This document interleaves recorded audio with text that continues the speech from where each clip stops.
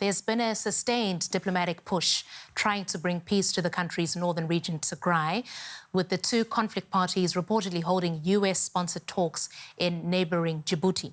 Now, just days ago, the ruling Tigray People's Liberation Front said it was ready for a ceasefire and peace talks with the Ethiopian government in Addis Ababa. Now, there's been more violence. Time runs differently here. The Ethiopian New Year has just begun, and it's been cause for celebration for more than 2,000 years. But since war returned, there's been little reason for joy.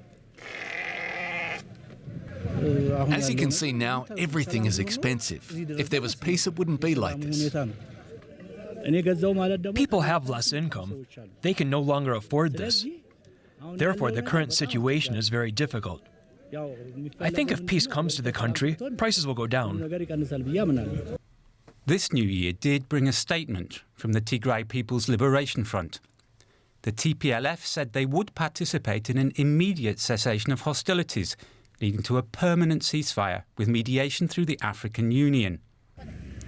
But just days later, drone strikes hit the Tigrayan capital, Mekelle, dealing another blow to any hopes for peace.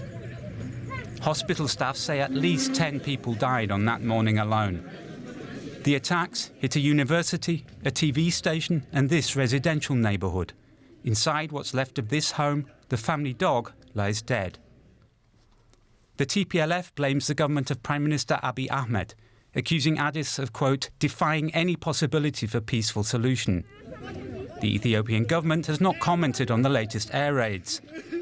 The fighting in Tigray resumed in August between government forces and rebels led by the TPLF.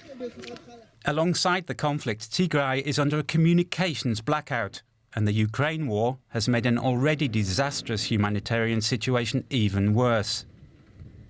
In June, 87% of people surveyed in Tigray were food insecure, more than half of them severely so. The front wants to make Tigray independent of Ethiopia. It ruled the country for decades before Abiy took office in 2018.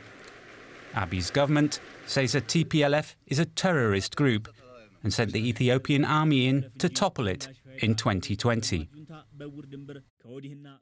And I'd now like to bring in Koleta Wanjoyi, who is a journalist based in Ethiopia's capital, Addis Ababa. It's good to have you on the program, Koleta. What more do you know about what is currently happening in Tigray? Well, what we're hearing, a lot of what is coming, the news that is coming out of there is coming from the communication channels of the Tigray People's Liberation Front and the Tigray government. And we've seen a lot of them raising a lot of concern, raising a lot of quote-unquote desperation on what they call continuous attacks by the government. Well, that's from the other side.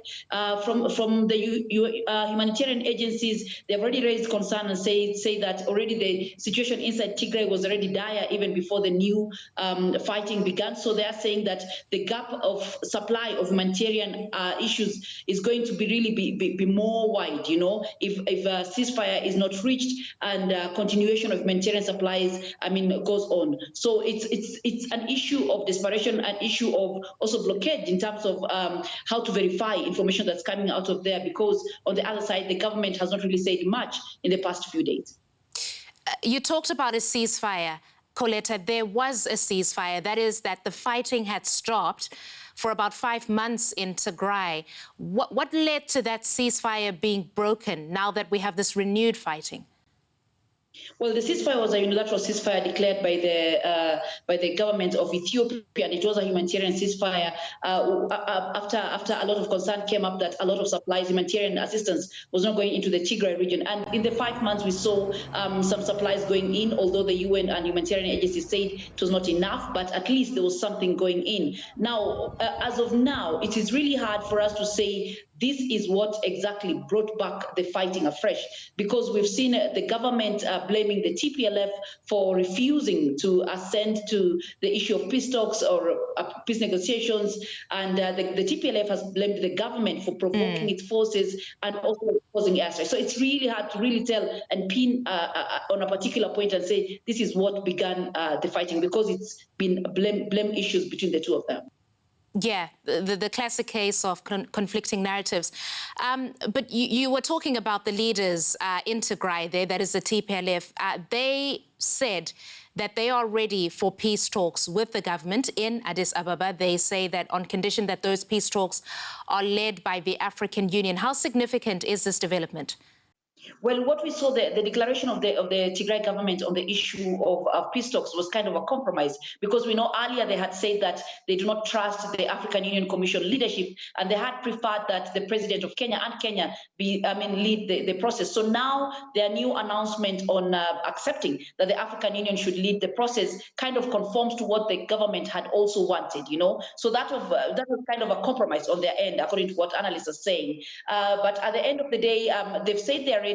But then we saw reports of fresh airstrikes. That means, and we have not really got a firm confirmation or denial from the government on these issues. And also, the government has not really responded formally to the TPLF or the Tigray government's quest for peace. So where we stand right now, it's more of a one-sided quest for peace, and the government still blaming that, saying that the international community must hold the Tigray government to ensure that they keep their word on the requirement for peace talks.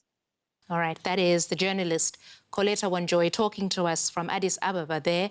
Thank you for your reporting.